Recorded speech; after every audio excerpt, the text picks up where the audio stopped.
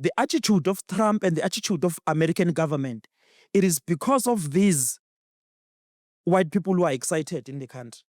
Elon speak on behalf of South Africa. And he speaks from the point of privilege.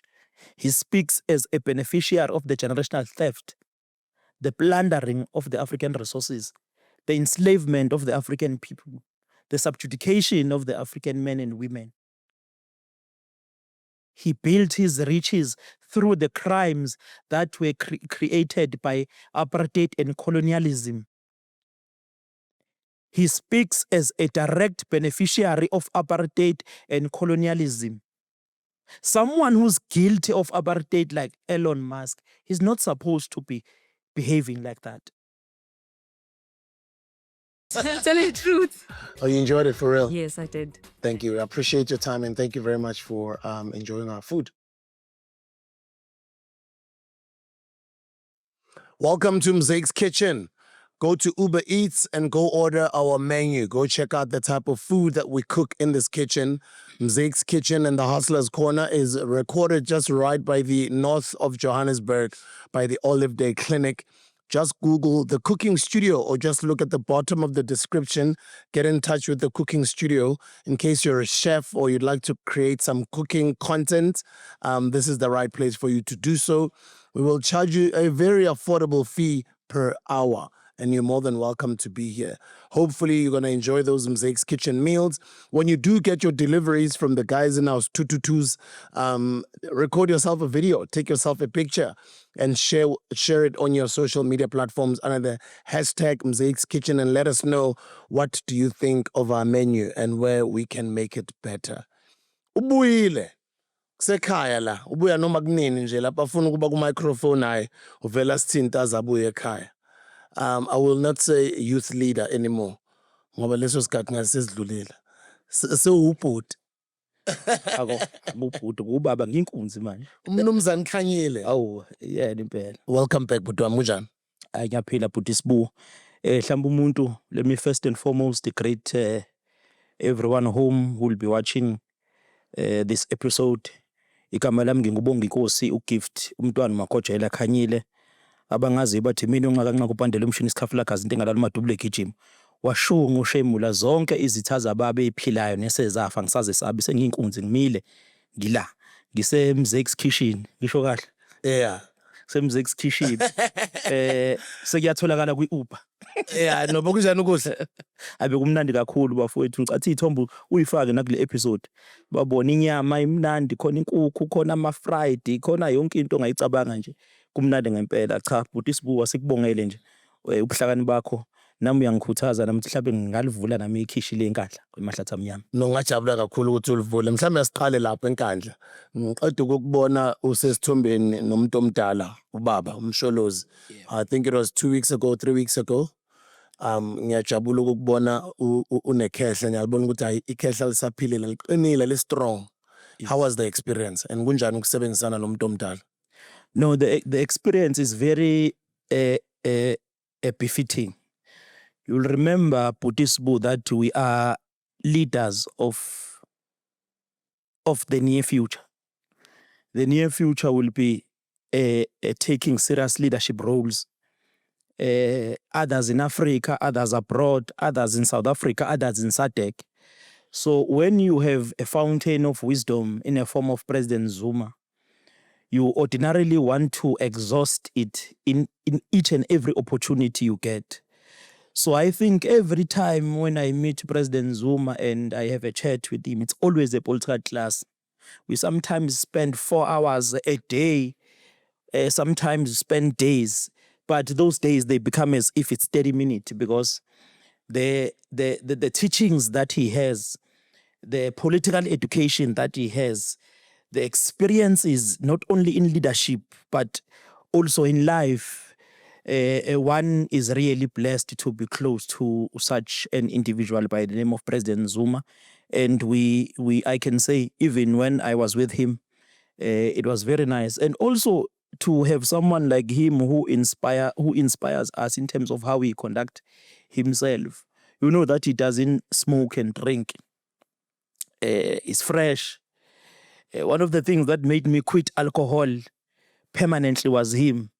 When he told me about it, that you should stop doing this or else you're not going to reach my age at the age of 82, and you are still fresh and strong like this. So I aspire to reach that age and look young and be fresh like him, hence the lifestyle that I chose through his teachings. Kule ngxoxo leni benayo khona manje a few weeks back benixoxa ngani? There's a lot, but primarily we spoke about the politics of the country, particularly the GNU, and the importance of the South African citizen to begin to see the GNU for what it is. That the GNU is not at the best interest of South Africans. The GNU is not at the best interest of the ordinary South African citizens. The GNU is not at the best interest of the toiling masses of a people whom are not only African but blacks in particular. Why do I say that? Many people have thought that when President Zuma insisted on a call that the GNU is a facade, when we also rejected GNU, they thought that we are politicking. I'm seated here today, there is a VAT increase. And I think that majority of South Africans do not have a thorough appreciation. What do we mean in layman's terms when we speak of the VAT increase or a VAT hike? We mean that for you to buy bread, it's going to be little expensive. For you to pay a bond, it's going to be little expensive. For you to pay for your car, it's going to be a little expensive. For you to buy a cigarette and basic needs that makes you to be a human being on daily basis, it's going to be a bit expensive. And who made that thing possible? It is under the leadership or under the stewardship of the so-called GNU. So those are the politics that we spoke about, that indeed our people, they need to be galvanized and they need to be made aware that the GNU cannot be what our people are subjected to. An alternative government in South Africa ought to be put into place. But we also spoke about the importance of conscientizing people that umkhonto wesizwe won elections and the elections were rigged. And that we need to further conscientize South Africans that we want our votes. I'm speaking on Thursday this week. We are going back to court to put a clear statement or a clear call that this is the evidence. During elections, there was 2 hours when the system was down.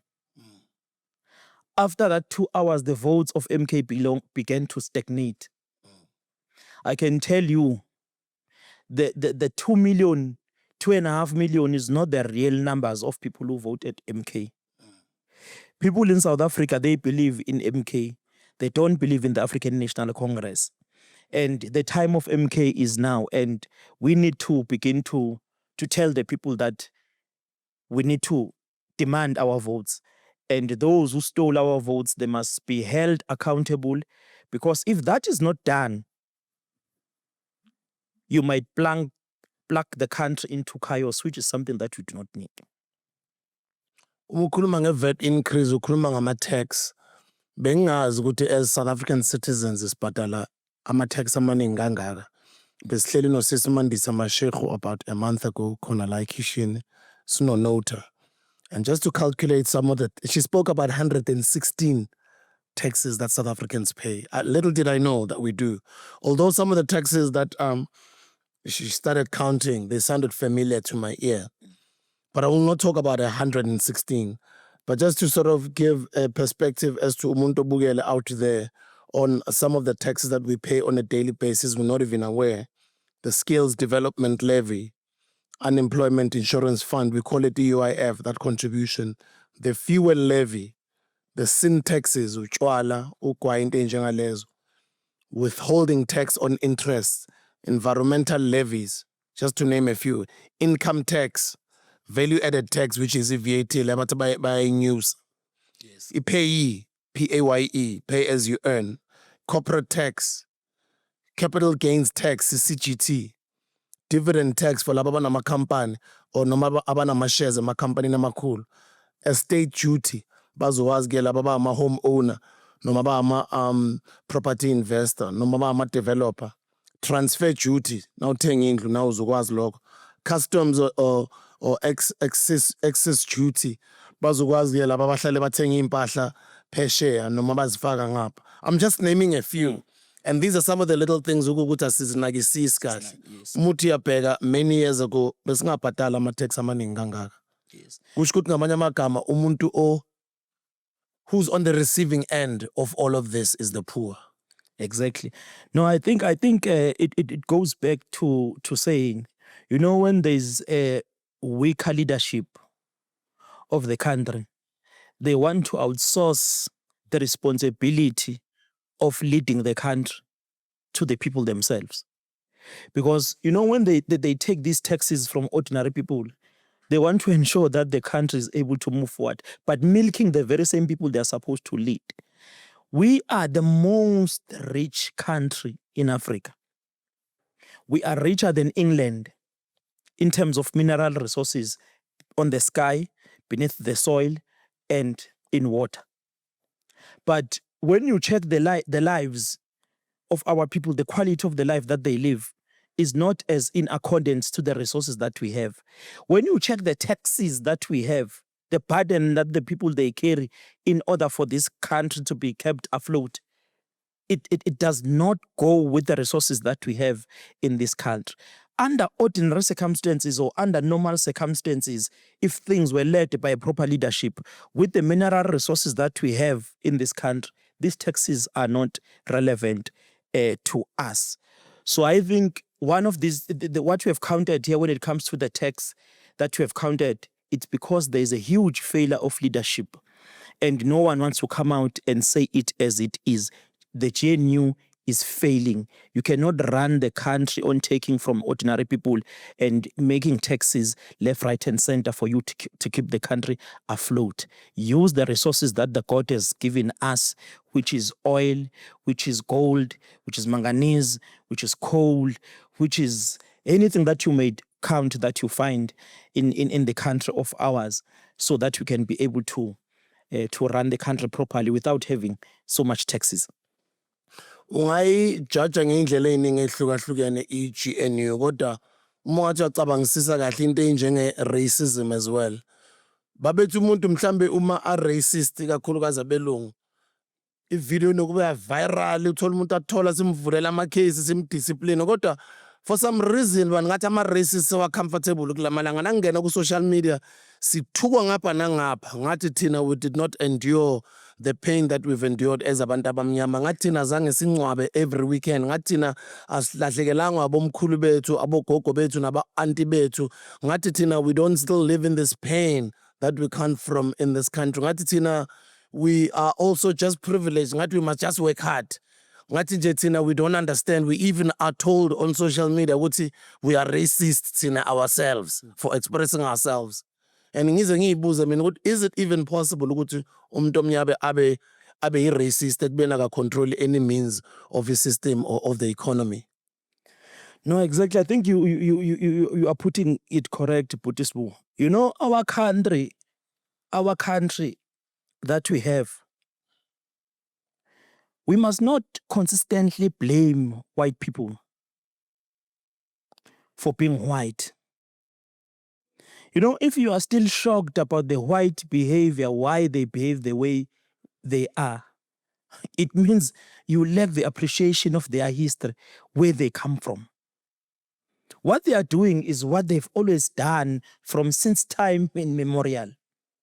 These are the people who were responsible for kidnapping of South Africans, of Africans in particular, in general. These were the people who were responsible for the killing of our ancestors. These were the people who, before they enslave us as Africans, they began to enslave themselves. Where they come from, you would know that when you ponder into white history, you had something which was called the pagans. and the enlightened. So the pagans were referred to as the barbarians. Then you had the lords who would now enslave those who were barbarians. There were no blacks there. When they were done enslaving each other, when they were done oppressing each other, they then came here in Africa, plundered our resources, killed our forefathers and our foremothers, raped our forefathers and our foremothers, stole our livestock, took our land, murdered, killed, segregated, did all manner of horrible things that a normal human being cannot do. Now, when they begin to be like this online, then you get shocked. It is in their history. The history that they themselves, they created is not a history created by blacks. By the way, people do not know that as Africans or as black people in general, we do not have any history of oppressing any race. We've never asked for any square inch in Europe, never asked for any land in India, never asked for any land in China. When you speak about Africans, it's a race that has no history of oppressing other nations. We've always been at the receiving end. Now we are in 2025. There's a GNU. Because anyone who has the appreciation of the history of our country now, you wouldn't agree that the GNU ought to be in place. You remember that when you look at the day in the GNU, it says it plays an oversight role. How would individuals who are inherently corrupt play an oversight role? Look where the DA is governing. White people who are governing through DA in Western Cape. 21 billion was lost in Western Cape. Under their governance, no one speaks about this because mainstream media reports somewhere. But those white people, they have their forefathers and their foremothers whom were stealing the resources of in this country. Hence, they have generational wealth. You have white people here saying we have generational wealth. They don't tell you that that generational wealth is generational theft. So when you look at them behaving in such a manner, writing that black people are this, even going to an extent of saying they are discriminated in this country, running to Trump, you must go look at their history. What kind of individuals have they been? You can't say a white person in South Africa is under any form of discrimination. You can't say that. We are the ones who are cleaners in the malls. We are the ones who are cleaning their households in their suburbs. We are the ones who are security guards. We are the ones who are street vendors. We are the ones who are cashiers. We are the ones who are shopkeepers. They are the ones who own everything. When you speak about anything in this country that makes serious money or that can bring about a clear and a comfortable livelihood is in the hands of white people. How do you then say that those people are discriminated? History tells us that this is the land of our foremothers and our forefathers. But in this land, we are more than 80%, yet we share the land which is less than 20%. The entire 80% is in the private hands, and who are those private owners of the land of our foremothers and our forefathers is white people. Yet they can run to Donald Trump and say they are being discriminated against. But why do they do that? They do that because in this country you have absence of leadership. The country there's a vacuum of leadership. The country is in an autopilot. We are leaderless. Because any serious government, you can't allow people to go and say they are discriminated and lie on the daylight. The stats they can prove they are not discriminated against. Research can prove they are not discriminated against. Reports, scientific reports can prove there is no discrimination that they suffer. But why would they go to another president of another country and go kneel down and say, come and intervene on our country? We are being discriminated against. How do you allow that as a sitting leadership?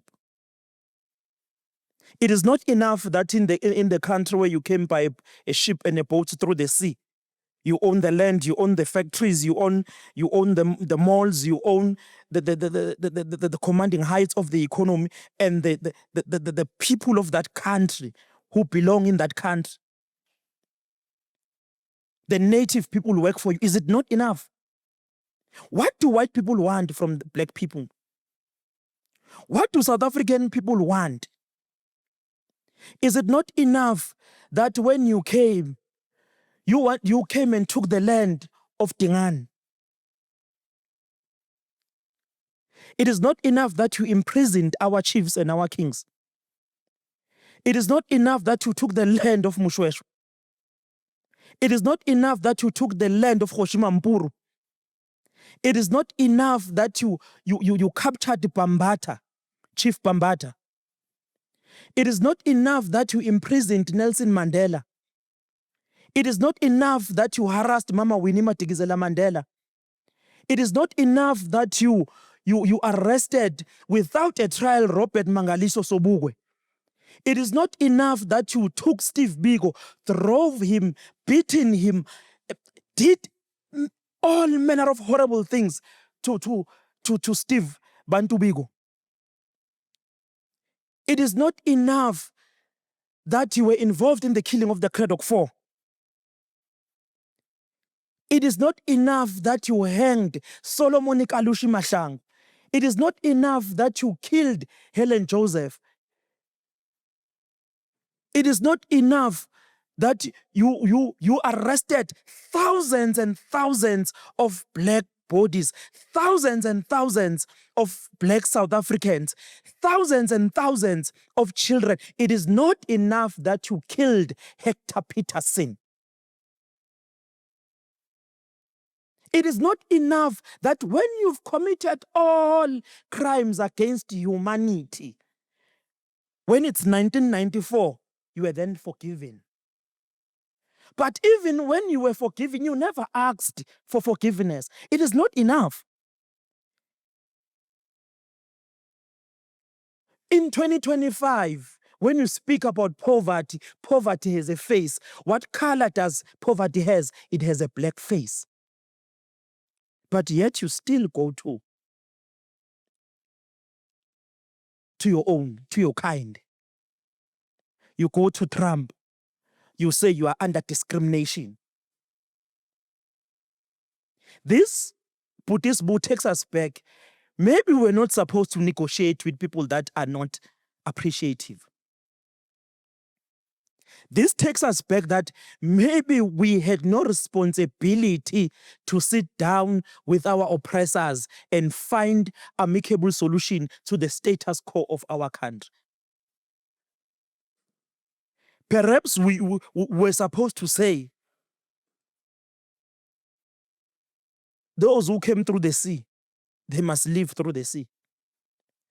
Perhaps we were supposed to say, those who have killed our forefathers, they must also receive the same treatment. Perhaps we're supposed to say that all those who benefited before the dawn of the democratic dispensation, all their assets must be seized. Because today, they claim that they are the ones who are suffering. Yet when you go out, the face of suffering, it is black people. They don't only suffer in the rural homestead and when they are unemployed in the township. They suffer even when they have degrees. They are working. You are a teacher. You are a journalist. You are a doctor. At home, you are the only one. If you, not two of you. The rest, children of your mother and your father, they must receive support from you. Children of your neighbors, they must receive support from you. So mine is to say, a Buddhist-bu, the country is really leaderless. Anyone that goes there and cry to Trump must not come back. If you leave this country and you go to Trump to kneel down and you ask for favor, must not come back. If you left your companies here, we'll give those companies to those who will be able to manage them. But you can't leave your own country. It means you do not have confidence in a democratically elected government. We ourselves, we don't like JNU. We ourselves, we don't think that those who are leading us, they're the best. But we listen to them because they are democratically elected. Now, what is Afriforum? Afriforum is not even a political party.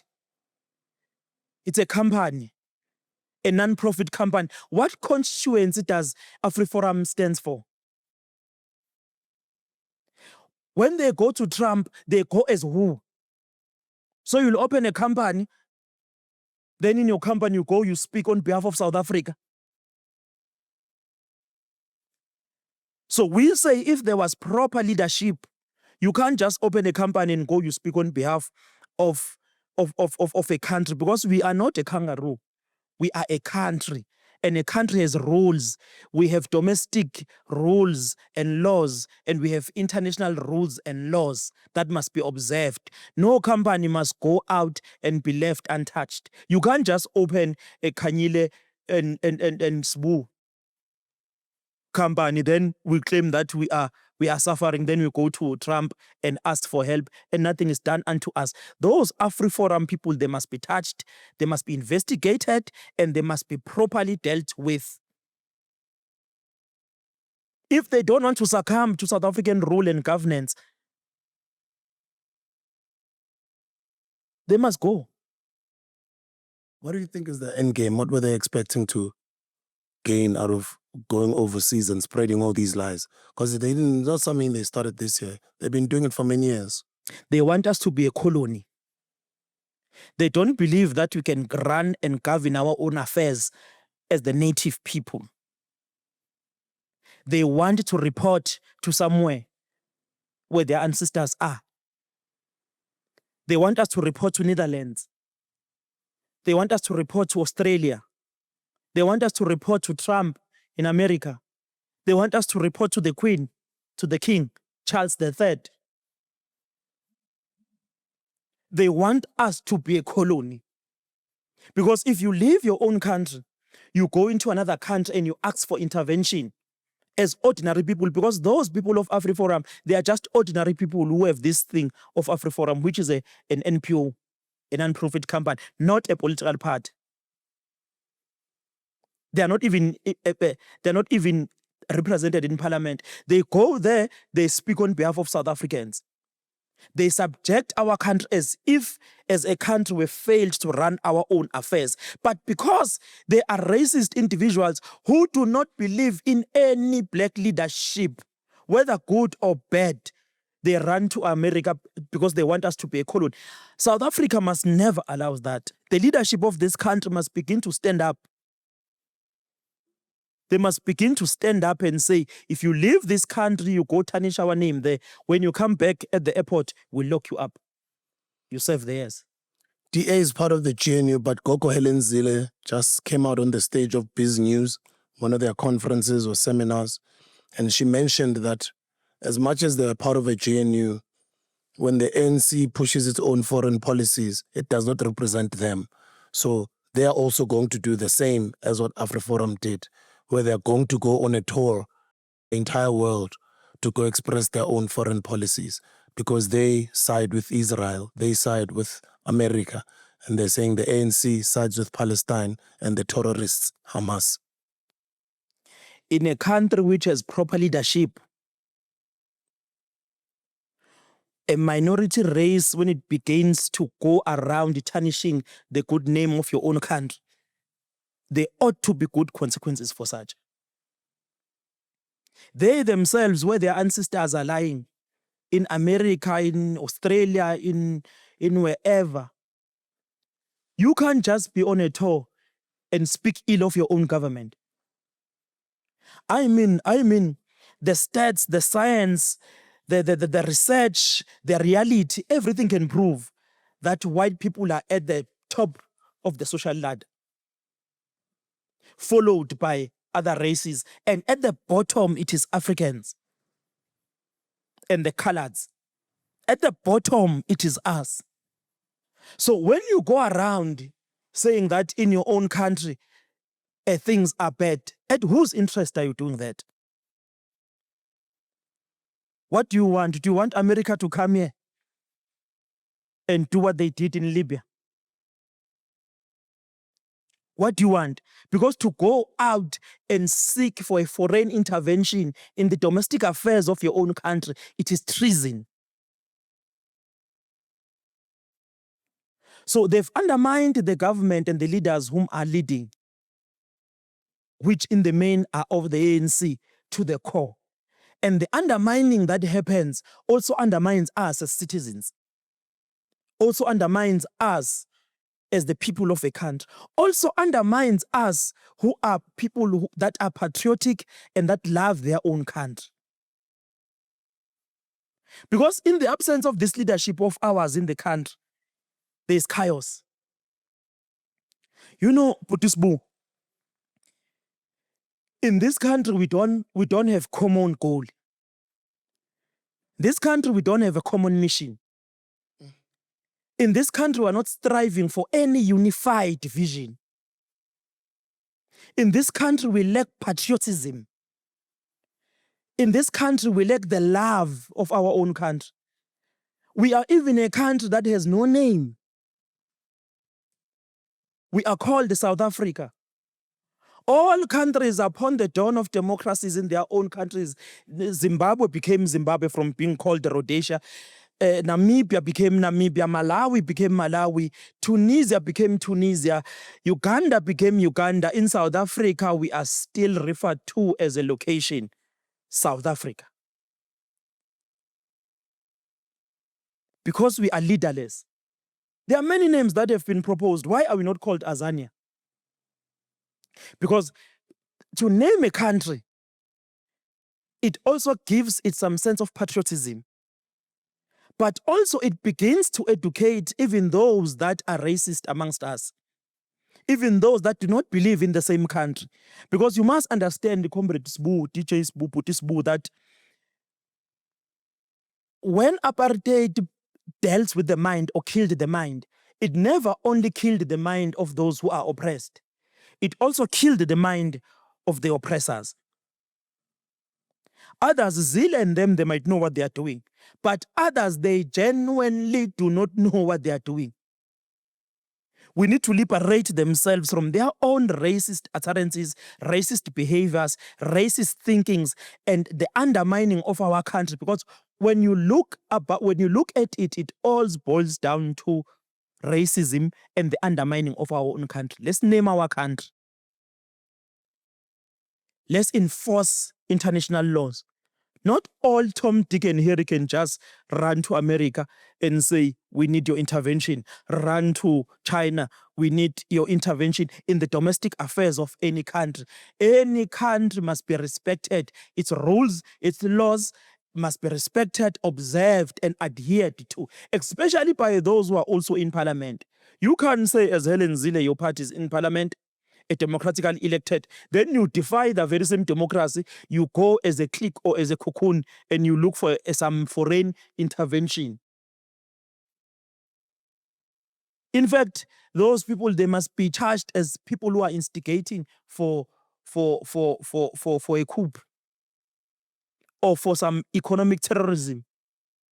Because if you say that, what do you want? In fact, part of what they've done, the attitude of Trump and the attitude of American government, it is because of these white people who are excited in the country. There is some mini economic terrorism that is being orchestrated by Donald Trump. And who is the instigator? It is these white bodies who are here in our country.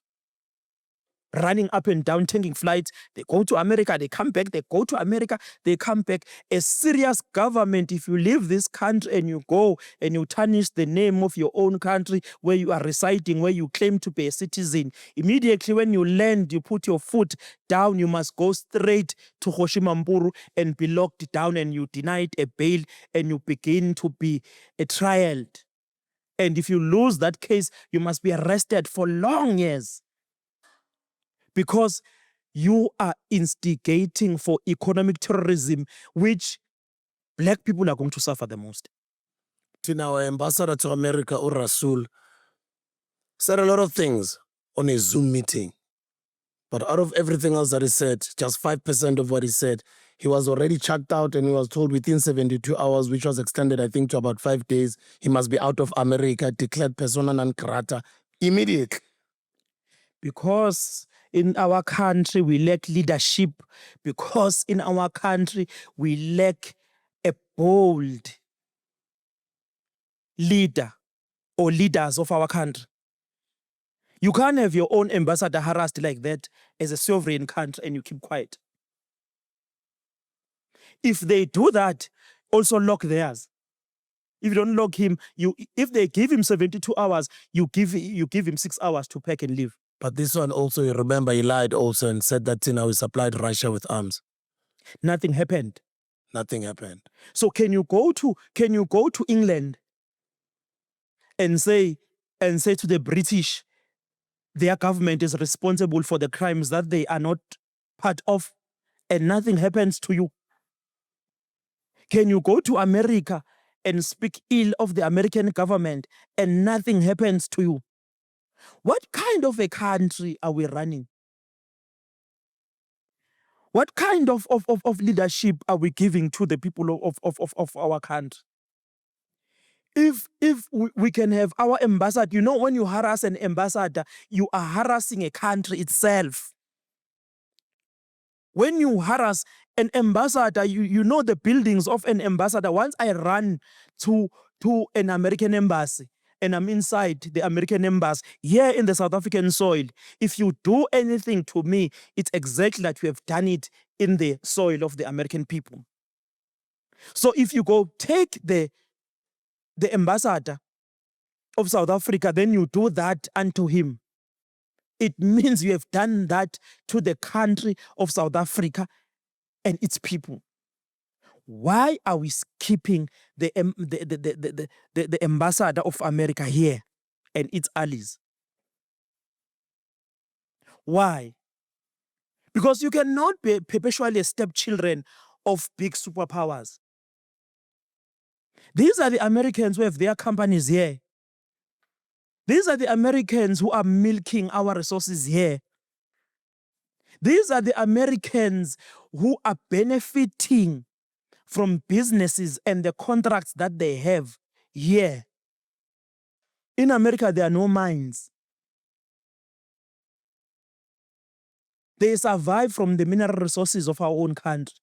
They even back up their dollar with our own resources. So why do you allow yourself to be harassed on the basis of lies? There's no white person who is being threatened, who has his land seized. America has top researchers.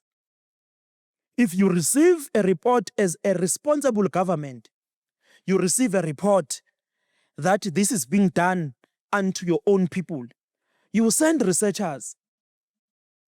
You go investigate. And I can tell you all investigations, they'll come true. But because the American government listens to this guy, Elon Musk. But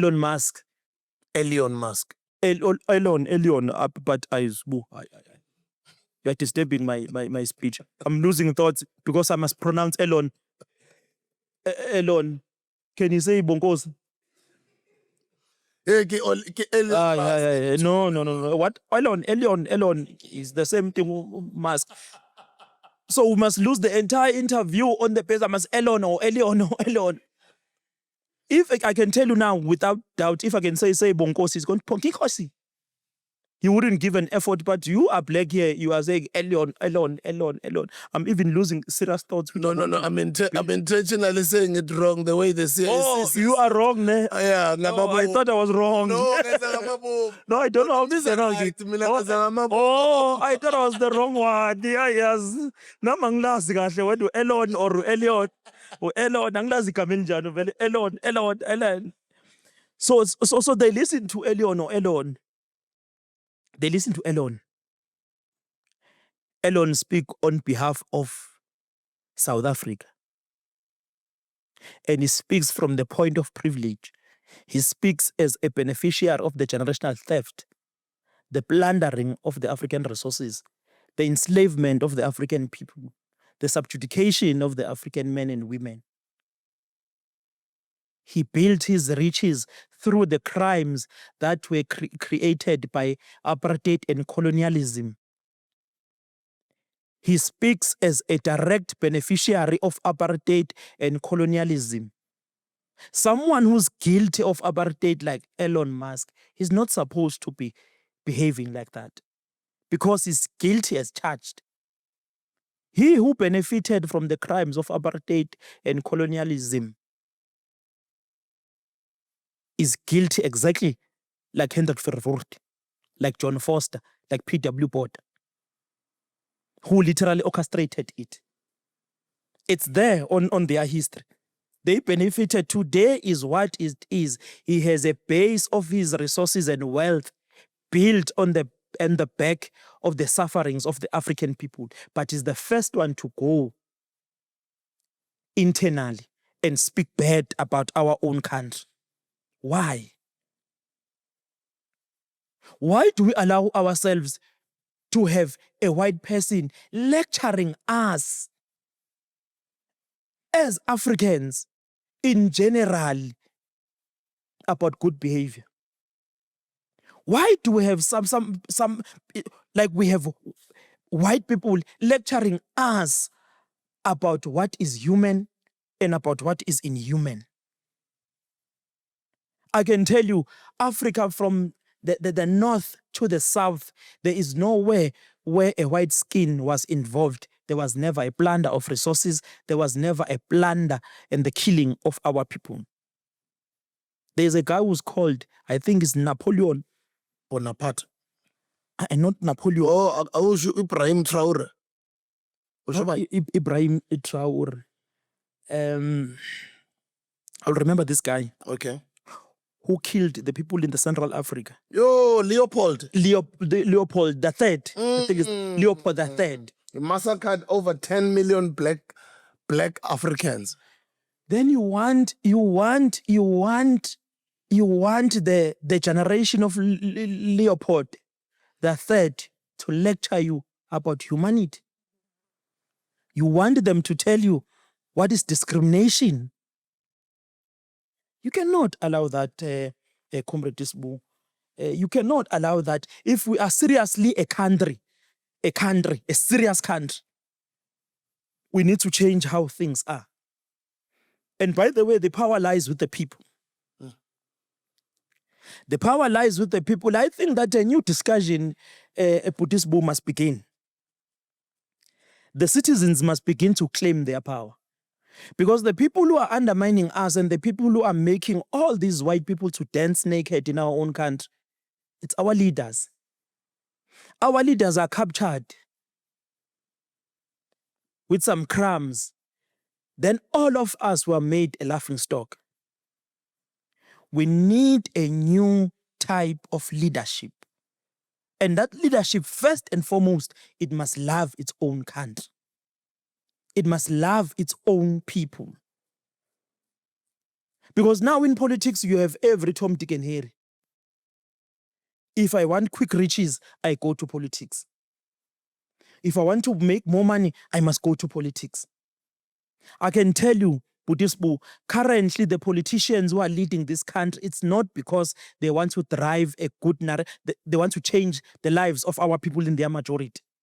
Majority of politicians who are in parliament, or legislators, who are councillors, are people who, when they are failed in business, they rush into parliament. When they had ambitions of becoming rich when they grew up and they couldn't think of any businesses or make more money. They ran to politics as a way of quick money. We must first kill that. Because if you have leadership that knows why you should be a leader, if we have leaders that understand that for you to be a leader, it is about making sure that your people that you are leading, they can thrive. It is not about you as an individual or as a person, but it's about those that you seek to represent. If you have that as one of your pillars as a person, you would know that I am not here for the riches, but I'm here to ensure that I become of service to my people. I'm here to ensure that to lead the people, it is not a privilege, but a responsibility and a duty to liberate my own people. And when you do that, you are not going to have such things happening. You correctly mentioned Ibrahim from Burkina Faso. I think that leader, he is a correct leadership measurement or a barometer of leadership currently.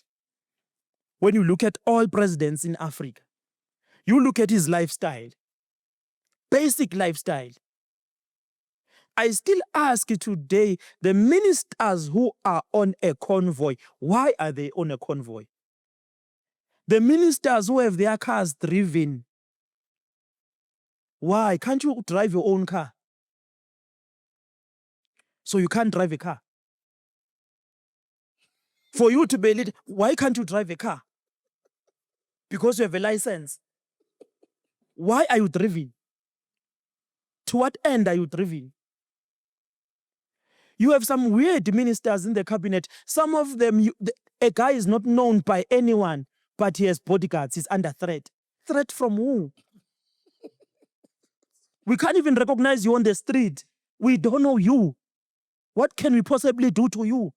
Why do you have bodyguards? For what? Those bodyguards are paid by the state. Those cars, the petrol is by the state. You are driven, that driver that drives you, you can't even drive your own car, yet you stand for nothing. People must begin to drive their own cars. Drive your car. A deputy minister, your cars are driven by someone else. Deputy, drive your car. You have bodyguards. Get rid of those bodyguards. You are not under any threat. By the way, if you are elected by your own people genuinely and they love you and you are hardworking, no one will want to kill you. When you come, they'll want to take pictures with you because they can identify by you. The minute people want to kill you, you know what you have done. So I'm saying, in our country, we have absence of leadership. We're on an autopilot. Hence, all these things are happening. Because with proper leadership, I can tell you, all of us will be motivated. Because remember, the state and governments and leadership is like parents at home.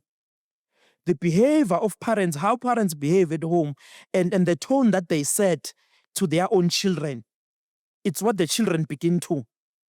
Of course, you might have those ones who might default on those ones who might be exceptions at home, but the majority of your own children will behave in the tone that you as a parent or as parents you have set. The country is in the state of perpetual chaos like it is today. It is because of absence of leadership. You have people who are leading us in serious responsibility, but a person does not even know the history of his own country. You are leading a country to where if you do not know the history of your own country? Because the first thing that you need to have a grasp of is to first understand the country. Where does it come from? Because for you to know where the country goes, you must understand where the country is coming from. And you need technical skills depending on which field that you have. But the field and the technical skills that you have, they must be backed up by the history of your own country. Because if you have skills that are not backed up by the history of your own country, you are as good as useless. You'll end up and says, "I'm non-corrupt. I'm superb. Can I work with Helen Zille?" Helen Zille is non-corrupt because you don't know the history of your own country. You reduce all our problems to white leadership. If you do not know the history of your own country, you'll begin to think that for you to be a leader, you must wear a suit. For you to be a leader, you must be driven in a convoy. For you to be a leader, you must stay in flamboyant areas. Immediately when you find me in Alexandra, I'm no longer a leader. Because you have no appreciation of thoughts and skills. You do not understand the basic that you are a leader because of the people, not because of your own self. If you are a leader, you must be grounded. It must become easy to be grounded. Because if you are a genuine leader, you don't even need to be told what I'm telling you. Because it comes natural. You know that I must love my own people. You can't be a leader and you don't love your own people. You can't be a leader if you are not grounded. You can't be a leader, your phone is always off. People can't reach you. We must make appointments after appointments. One thing that I always say President Zuma is exemplary with, he is accessible. For a former head of state, he meets even ordinary people of South Africa. You can't do that with the former president, Kgalema Motlanthe. You'll be referred to some secretary. What is your agenda? What do you want to do? You have leaders that think that for you to be a leader, you must be a demigod. For you to be a leader, you must be a mini-god. For you to be a leader, you must be glorified. Leadership is about accessibility. Humility is about ensuring that you are of service to your own people, not for your own social upward mobility and for some mini celebritism that you do not even deserve. But we can't govern ourselves. But wherever black people have touched, things have been corrupt, but we've stolen everything. But there isn't examples that we can point out to show that black people can touch things and be successful. But we can't lead ourselves. We can lead ourselves. We can correctly lead ourselves. Before they came here, we were governing ourselves. And it is painful that what they've done when they come here and claim that they've developed us and civilized us, what they actually did, they tampered with our own development in its own pace. Tampered with it, disrupted it. Do you know that African leadership is one of the most advanced leadership? Do you know that under African leadership, you do not have prisons? Do you know that prisons are a Western concept? Do you know that under African leadership, you can't just keep a person perpetually for life in jail? Do you know that under African leadership, when we were governed by African systems, we used to share all resources evenly?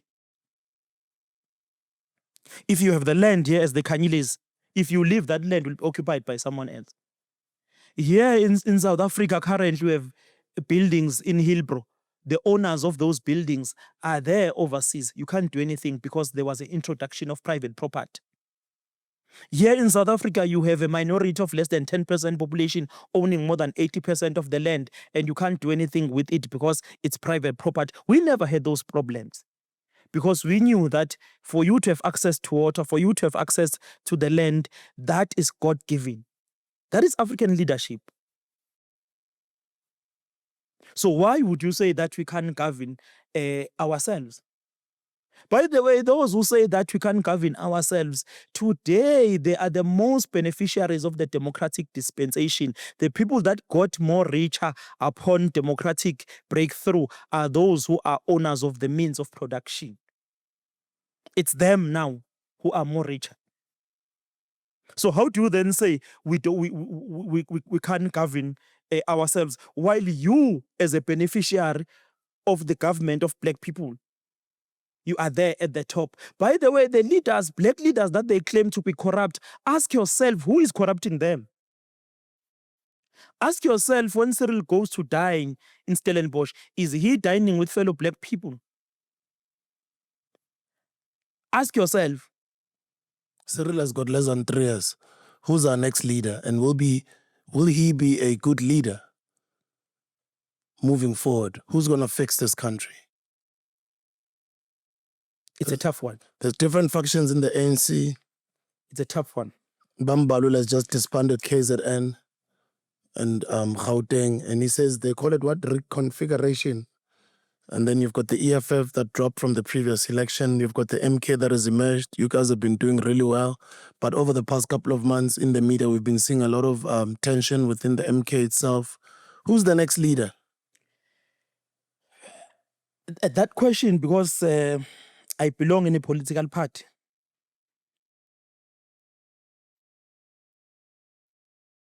It won't carry weight as it's supposed to be. But I can tell you that MK is going to be leading with votes come the next elections.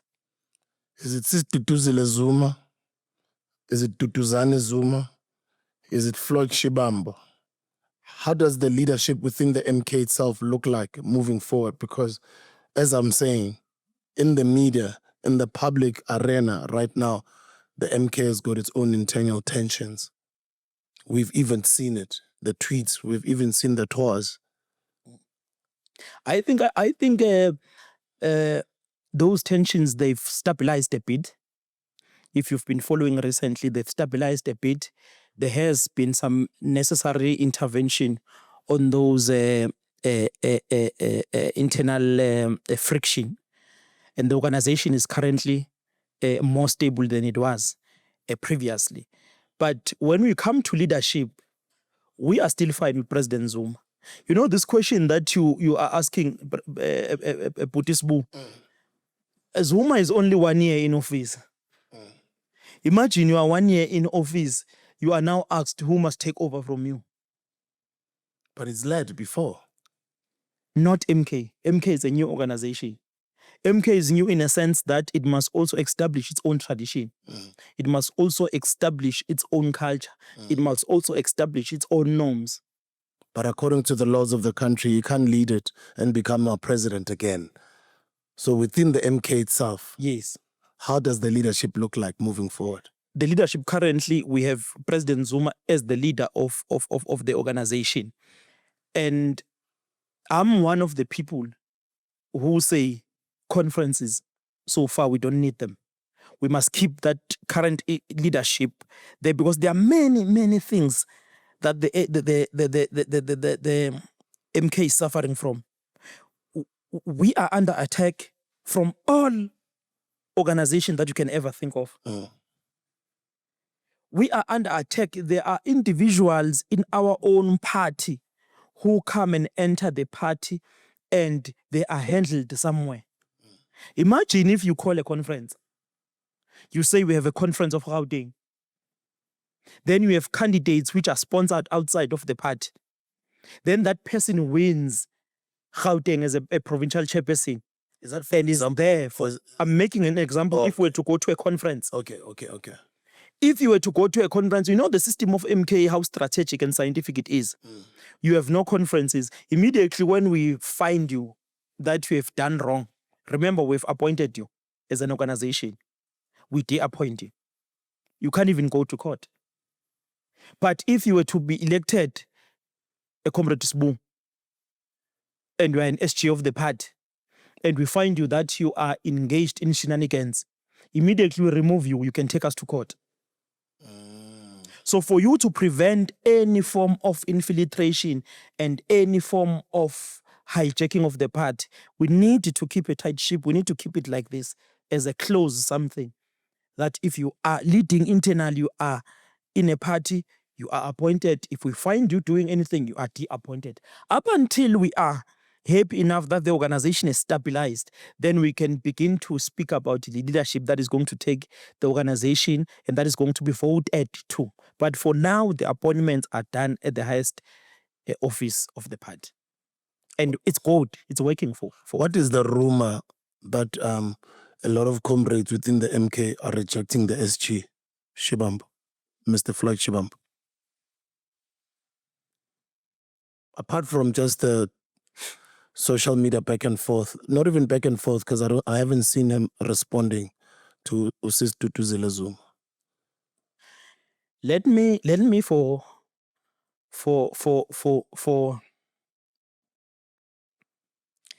in protection of the party, ne? And in protection of the organization itself, let me not answer this question directly. I will come here for a special edition very soon. Then we'll speak about that as a topic. We'll allocate 40 minutes to deal with the issue of Floyd Shivambu and other issues. We'll direct 40 minutes for now, for reasons which I will tell you when that time comes. Let me not comment. Let me not say anything that has to do with such. I think let me protect the party. Okay. But are the comrades happy with the SG on the ground? In the interest of the party,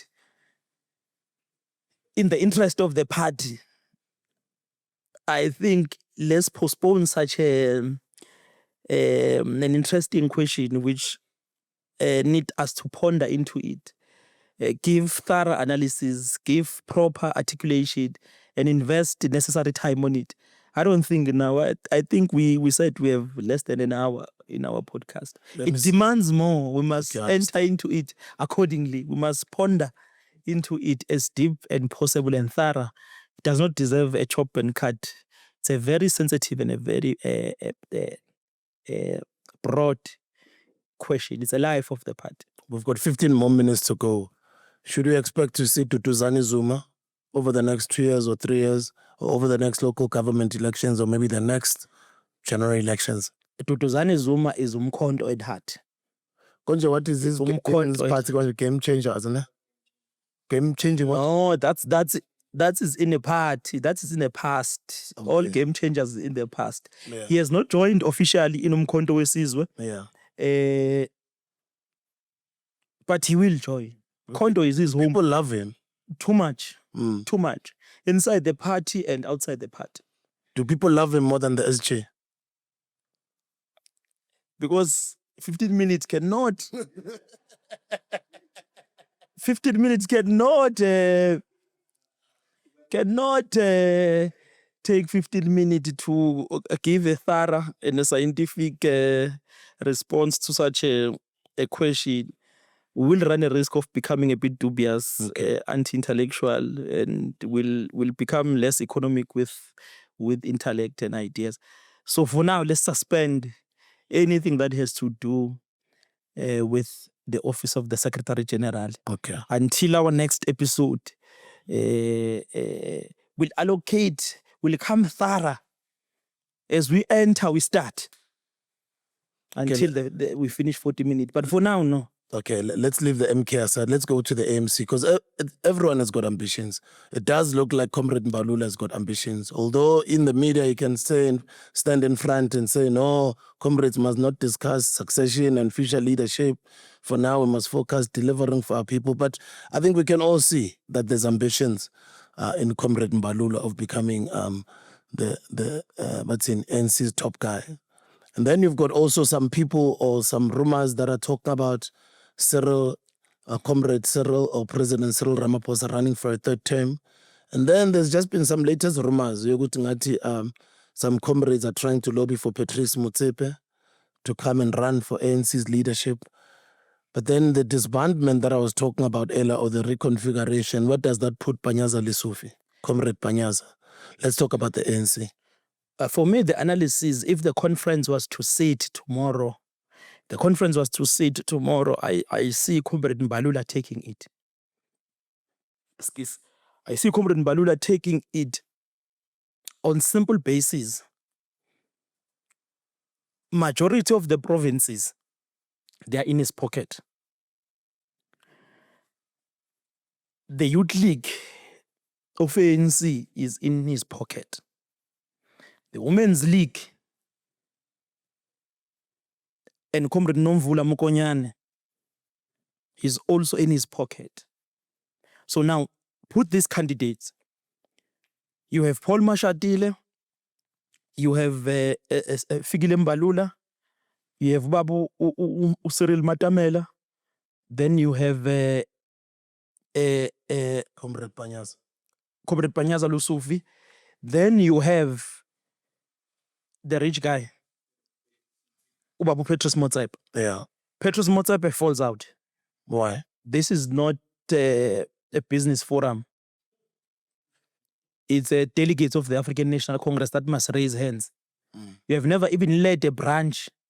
You have never even been the ANC of the ANC. You come straight from Africa to the president of the ANC. But he was selected again in Africa and is doing a good job at KEF. Yes, And he's also run his businesses successfully. in soccer. He's got good leadership qualities. So you are going to go in a conference of the ANC and say, I ran a successful CAF. I was re-elected in soccer. I want to come and lead you as delegate of the African National Congress. Just leadership qualities, though. He's run successful businesses. Even his soccer team is #1 in the country. It's been doing well. That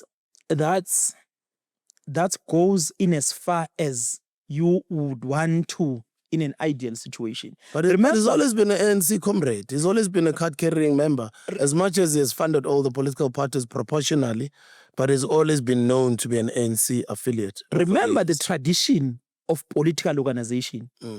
Organizations have their own traditions, their norms, and their standards. It would be a bizarre. Am I saying that word correct? A bizarre. I heard it from my Model C friend. It's a good name, bizarre. Strange. It would be very strange for a person that has never even led a branch, and you preside, you become a president of an organization. One of the things that are being discussed when you become a leader of the ANC at a senior level, what are your credentials within the party? But if you're using that logic, we can still say the same thing about Duduzile Zuma or Duduzile Zuma. Umkhonto is not ANC. Why are you mixing salads? You said politics. Let's focus on Juan 14. Okay, let's say Don't bring beetroot on Juan 14. okay, let's say Baba Petrus falls out, and then The tradition of the ANC is you need to put your credentials. Where have you led? Now, in MK, what becomes your credentials? Because all were starting. Some they are from EFF, some they are from ANC, some they are from DA. So you can't say, I want to bring my credentials of the DA here in MK. what if my credentials is a Zuma surname? You can't say Zuma surname is a credential. I'm asking you. No, it can't. It can't be a credential. It has never been a credential. Even President Zuma has never used it as a credential. Even a person that I'm closer with, Duduzile Zuma, he has never said my credential is Zuma. She has always came to the fore, participated in a manner that she has participated, and got appointed where she has appointed. But she, not even in a single meeting, she has said, hey, all of you, sit down, I'm a Zuma. It has never happened. But she attacked Floyd on social media. That will demand a more thorough and consistent report. I can't just respond to issues of Comrade Dudu. Okay, let's go back to the ANC. So he will fall. Petrus Motsepe. He will fall, he won't make it. Then Upanyaza Lusufi already is a wounded horse. Currently. They took his province. The province is gone. He's just there to decorate, but they took all the powers. So once you want to be a president, but you don't even have a base for the province that you are coming from, it's also a problem. Probably still has the branches. Yeah, but the branches must be consolidated. All regions must sing your name. So if you are removed as the chair of the province, so how are you going to consolidate the entire regions of the branches? But also his biggest problem is that he is in the same province as Ubabu Paul Mashadin. So there was no way. In fact, in my analysis, when the conference came, they were forced to sit down. They were going to be forced to sit down to consolidate their numbers. You can't have two presidential candidates coming from one province. Already you are defeated. Because if I come from KwaZulu-Natal and I'm marshalling all my delegates, they are united behind my name. Or I come from Limpopo, all delegates are united behind me. Then a small province of Gauteng, it's divided into two. Already you have lost even before you are running a risk of not even reaching a threshold. So he's out. He's a wounded horse. There comes Ubabu Paul. Ubabu Paul. Angimazi ubaba omdala ukuthi wathandana amafoni. Angazi yini ehlanganisa ubaba nayo nefoni. Uhleli uphuza utshwala bakho. Uhleli nepawupete osisi besimanje manje uyashutha. What does that have anything to do with his politics? It has everything to do with his politics. But we've all known he's been a brilliant politician all these years. It has everything to do with his politics. To whom much is given, much is expected.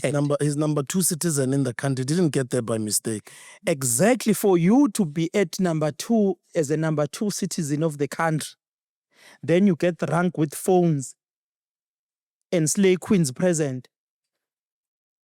There's something wrong there. It's a highest form of being irresponsible. Let me first clear this.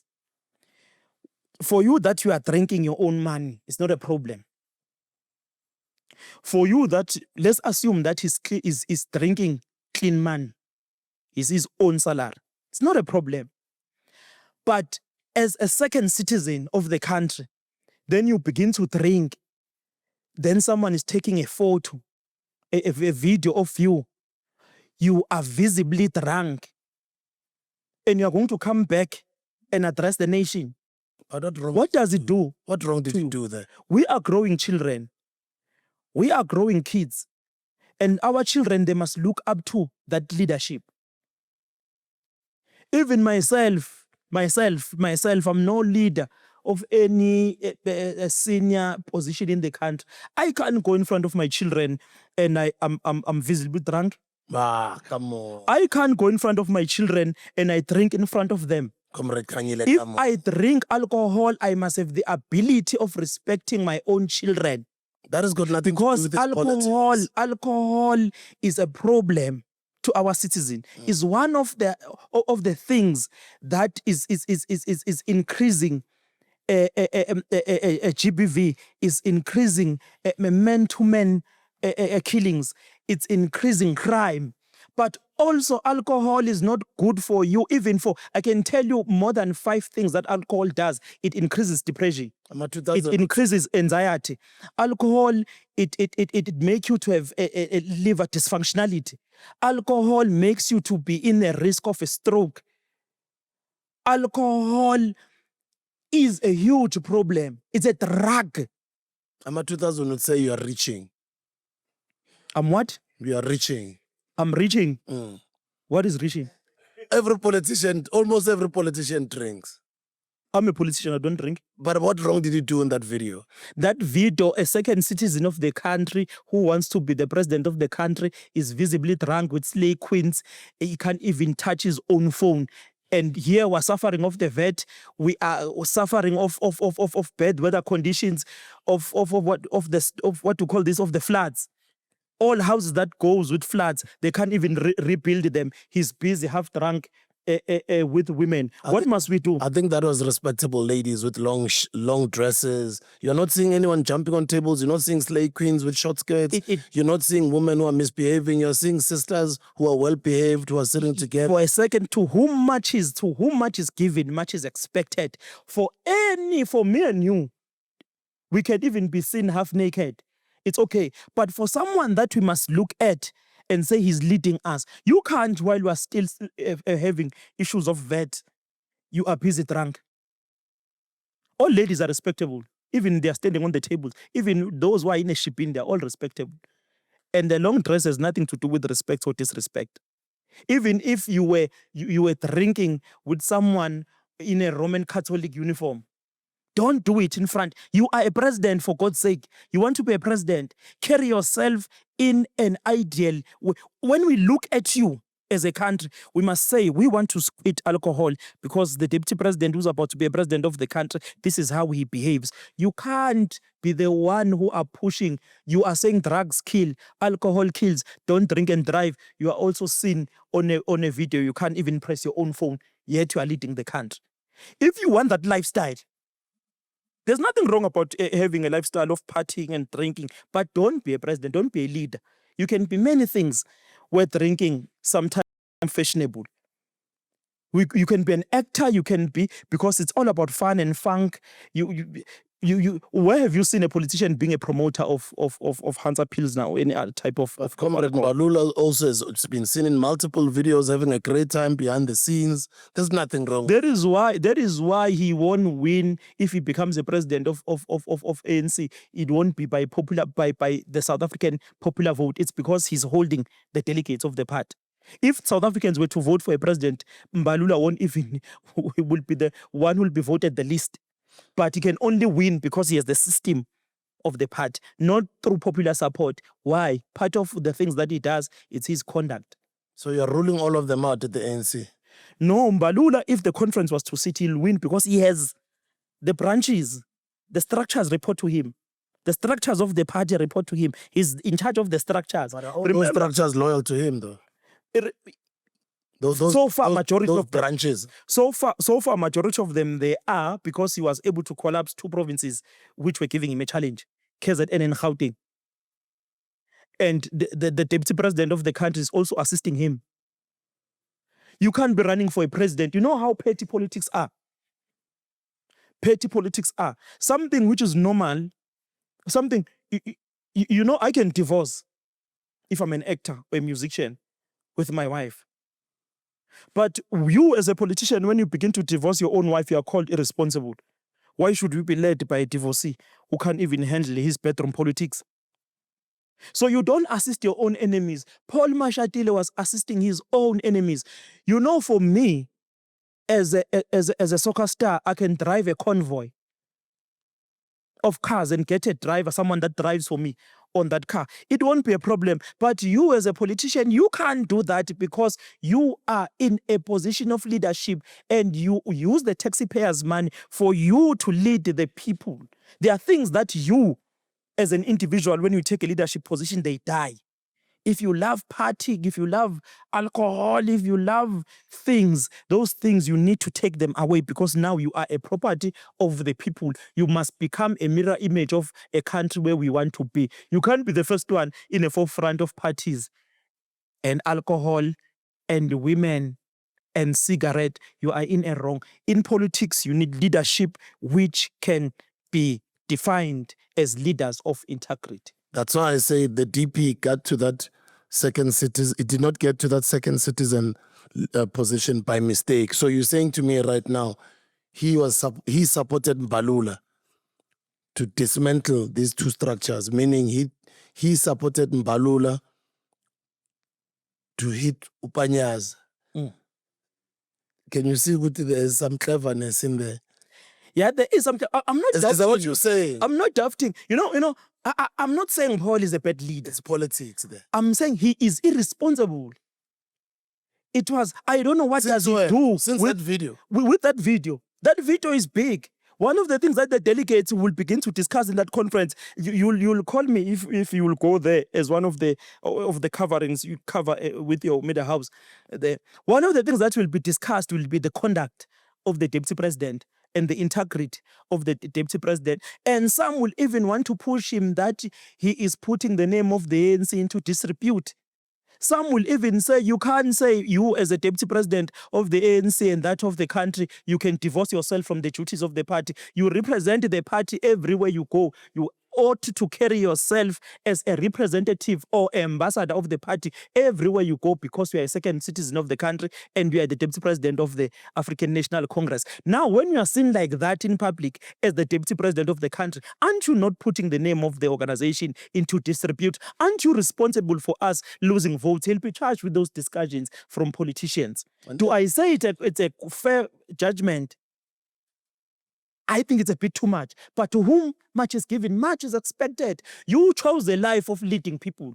You chose the life of saying, I'm available to lead your plight and your vision and your mission as the country. You must behave as such. You can't then want to do a U-turn and want to behave like a DJ.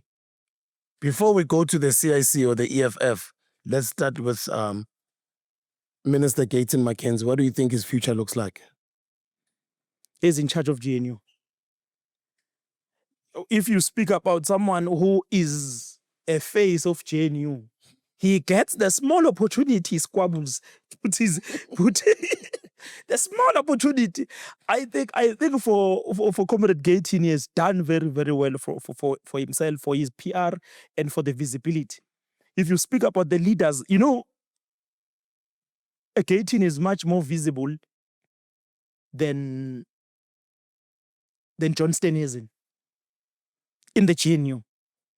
Remember, John Steenhuisen is a leader of the party, a DA, and Gaten is a leader of the party, which is the PA. But Gaten is much more visibly when you compare him with John Steenhuisen. I don't say I agree with all his things. He just recently released that he doesn't want black people to be hired in his own department. I think that's crazy, man. I don't know why people are not going there to convince him that abandon this thing. It's incorrect. It's backward. It's barbaric. But when it comes to the GNU, he's the most visible.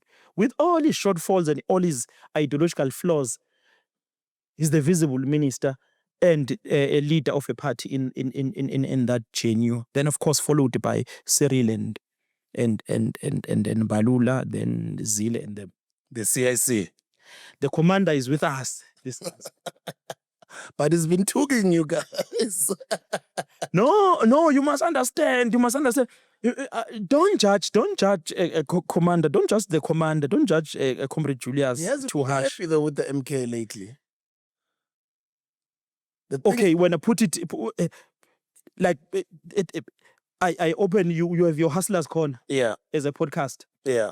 Then I have my Hustlers KHANYILE podcast. Yeah. All your staff members, they leave, including camera people. They all leave. Everyone leave. Even the closest one, your force like this. Nota says, I'm no longer coming to Hustlers Corner. I'm going to the KHANYILE Corner. The talkative Nota. He says, I'm no longer going to insult people in your Hustlers Corner. Now I'm going to insult them. I'm no more going to fight everyone because he's always fighting everyone. I'm no longer going to fight everyone in your corner. I'm going to a KHANYILE corner. What are you going to behave when you see me? So I think when you understand Comrade Malem, you must understand him from that shock, from that hurt and confusion. If I was him, I was going to go home maybe for 3 months. Book myself out just to clear the head. It's bad. Leaders are leaving. They are joining MK left, right, and center. So you don't fight him. It's not necessary because you understand what he's going through. And that phase of him will fade away. To whether he will ever regain membership base, I don't think so. But the phase of anger, frustration, defeat, it will fade away. What do you mean defeat? Elections, MK defeated him. Oh, okay. Yes, and he never grew. Remember, it's what we were speaking about with where's the young man? Yeah, he's gone. He's gone, yeah. Uvin, Yeah, Uncle Vin, yeah. Uncle Vin. Oh, it's when you've been... Surprising, the young man knows politics, eh? Uncle Vin, I was very proud. I was very impressed. At the age of 23 and you are not politically involved, but you can clearly articulate yourself like he does.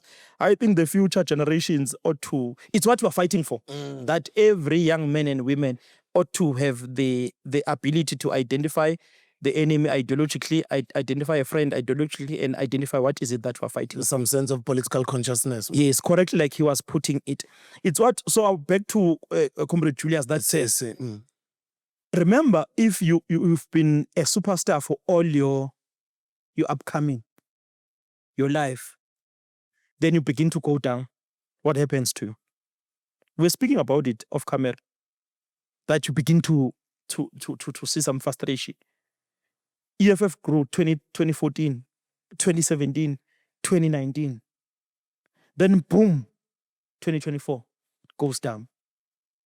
But it's just like, what, 2%? Just how much, like... If you know numbers of politics, 1% is very big. Because if you've been mobilizing on the card that you are the government in waiting, the minute you begin to drop, are you still a government in waiting? Or are you a former government in waiting? Are you still keeping that? You are waiting for what if you are going backward? If you have lost that public psyche as a government in waiting, what do you then say? So it's very hurting. And you don't only do that. After losing elections, you drop with 1%. Then you begin to lose all your national leadership core. All of it leaves. Your nota leaves. His notas, all of them are gone.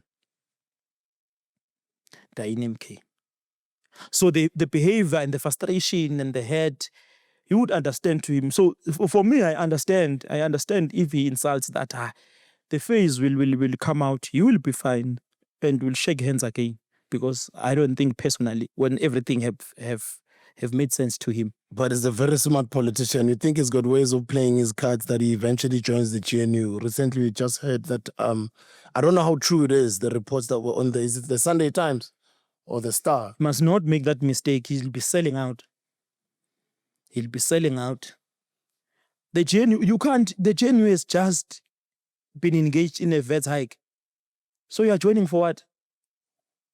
Because when we go and vote, we are going to remember all those that were responsible for our miseries. So if I were to advise him, I will tell you, stick with us here who are fighting for the people. The end is near. The end will be glorious. We will share power with you as a progressive caucus. But if you define yourself as the enemy, you decide to be in the same bed with the John Steinhazy, don't call us when we reach the promised land. And the people are going to remember you. So for me, I wouldn't say it's a good move too. Why would you join a GNU? For what? There's nothing that the GNU has done for the people. So if you are joining for what? For positions? You want to be a minister? Can't you wait up until the progressive caucus wins in its majority? Then all of us as progressive organization, we can now take the country and sign a charter which will speak about making sure that the lives of our people are for the better. Why do you want to go into something? Because the GNU is not going to get any better. The lives of our people are going to get worse and worse. Is Dr. Mbuyiseni Ndlozi an MK member in waiting? Is he just cooling off the radio? He confused me.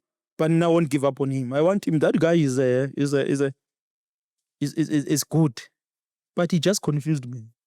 I never imagined it from parliament to a radio station. But it's a good thing, though. He taught so many people that diversifying sometimes can be good. I was really inspired by what he has done, because most of politicians, they want to ordinarily lock themselves. Once they're in politics, they don't open up for anything else. So maybe even us, we can go to music. Then we resuscitate TS records. TS for life. Maybe some of us can join politics. You never know. We're still growing our platforms. You never know. And age is on your side. There you retire when you are died. Comrade, Bongosi KHANYILE. Your last words to the people. Which camera? Ngiyabonga nje bafowethu ukuthi ningilalelile. NguKhanyile. Asiphinde sihlangane kwi-podcast elandelayo kabhuti DJ Sibu. Ngicela la ngaphansi kuma comment nibhale la ku YouTube nibhale ukuthi Sibu, we want Sundays with Khanyile. Or whatever name that you might put that, so that we can give you political analysis consistently on this platform. Harass him on the comments. Let him succumb through your force. Because I know you are fighting. If it ignores your whatever insult, I'm giving you that responsibility. Until I come here, I have my own segment of providing political clarity. Myself, I'm very clear. I'm ideologically grounded. I went to school. I am a guerrilla and I'm a man of integrity. What I say is what goes. I don't say things that I will never do in my life. So I think I owe you to give you the views as correctly as they are, as the South Africans. Let's grow together in your channel. And thank you very much, DJ Sbu. Lastly, your court Thank case. you very much. My court case is on the 15th of April. We are going back for the July unrest. Okay. Yeah, but I wanted to thank you for giving us this platform, for recognizing young talent. History will remember you, Putisbu. Many podcasters who have grown their podcast, they begin to behave as mini celebrities themselves, as podcasters. There's nothing wrong about being a celebrity, but be a celebrity with some sense of humility. When people want to come into your platform and want to share something with your audience, there's nothing that allows you to behave in a very weird and strange manner. You have always opened up your platform with humility. You have interacted with different young individuals. When I look at the people who are young, and some of them that they're even questioned, why are you interviewing this one? But you just give the platform because this is a platform which was supposed to be made for the views of the ordinary people, not for the mainstream characters only. So we thank you for that. We hope the team grows and you also grow and you become consistent on your approach until. And thank you for the new venture, cooking with Mzek's Kitchen. Mzek's Kitchen. Now I'm inspired. I want something to cook, but I help peg. I don't dice. I don't mean motor 6 cars. I don't toss my Comrade Bonginkosi KHANYILE. Yabo. Bonga mina, comrade. Is will it. Wathi gwaza mkhonto. We'll see you guys on the next episode. Danko. Salute.